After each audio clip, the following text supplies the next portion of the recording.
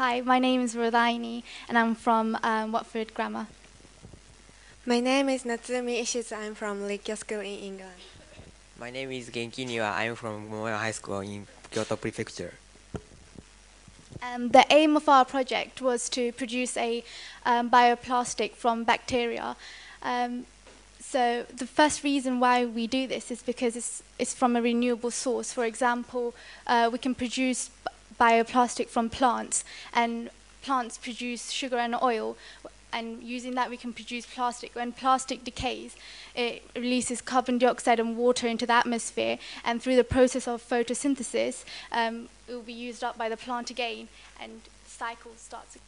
So it's a renewable source, and we can guarantee that they won't run out. Whereas nowadays we still use fuel to produce plastic, and they're not a renewable source. They'll run out in the next 50 years or so. The second reason is it's biodegradable. As you can look at this image of a landfill site, a majority of the waste is plastic, and in the next 50 years, if you go to the same place and take an image of this, it will still look like this. However, with biodegradable plastic, the plastic would decompose in 2 months or so, depending on the humidity and the temperature.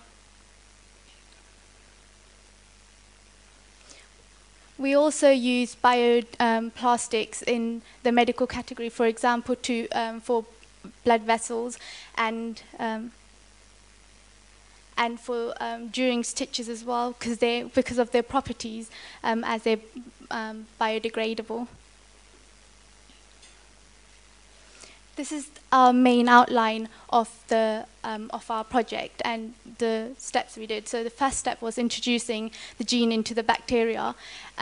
So what we did here was we produced a DNA with we modified a DNA which contained the gene to produce a polymer, and we inserted that into the bacteria. The second process was modification. So basically we added nutrients that the bacteria required to grow, and we left it in an incubator overnight. As you can see, this image was taken just after we added the nutrients, and this image was just taken on the morning we returned, and this has gone a bit cloudy, so that shows that bacteria is present over there.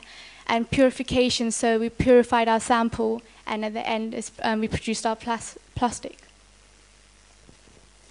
We need to introduce the DNA which make plastic into bacteria in this experiment, because usual bacteria cannot make plastic.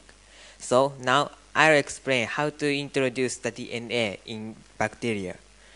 First, we put bacteria and the DNA in a tube and put it in the ice. Next, we heated up this 42 degrees, because this bacteria's hole opened and entered the DNA if bacteria was heated up. Finally, we cooled down this, because this hole closed and put the DNA into the bacteria if bacteria was cooled down. So we can make bacteria which suit this experiment. The next step was to produce the enzyme which produced the polymer. So first of all, the DNA contains a genetic code to produce the polymer.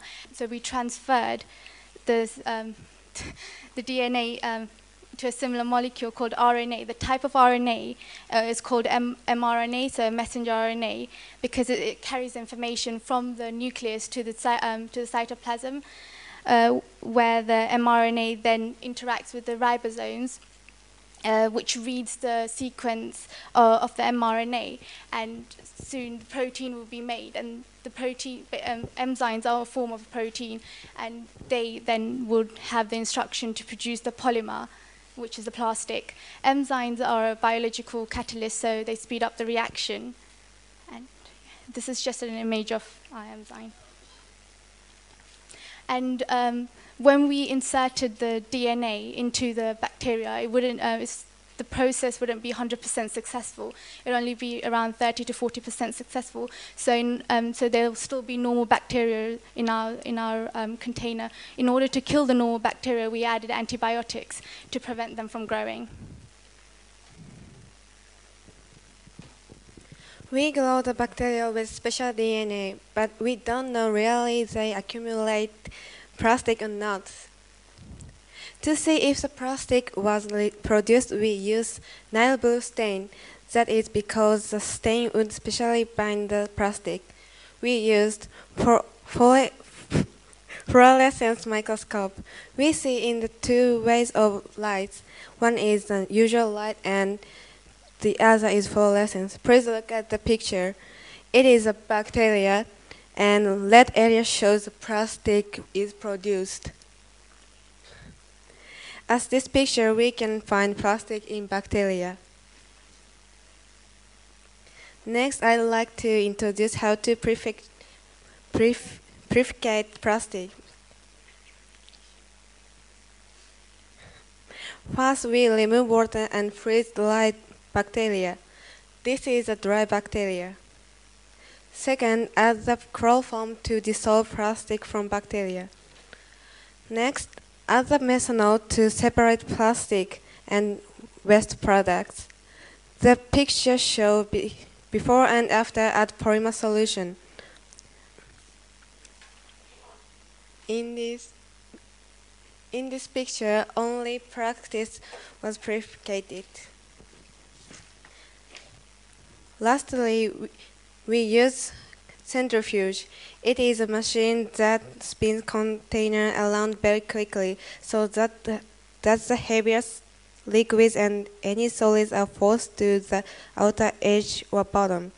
We can condense polymer solution, and that picture shows practice that we made. We use biological material for the research, but our laboratory is physical laboratory, so we use the technique or machine of physics to analyze them. For example, we look at electron microscope. This is electron microscope. Electron microscope uses a beam of electron, eliminate a species, and produces an image which magnifies. The resolving power is greater than a light-powered optic microscope.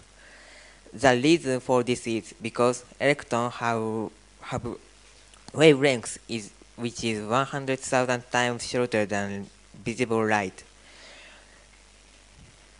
We use this and look at my hair.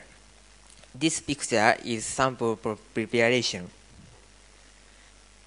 This is my hair. We can see very small parts. For example, this hair is 100 micrometers. Our teacher said my hair was good, so we can see very small things with this electron microscope. Thank you for listening.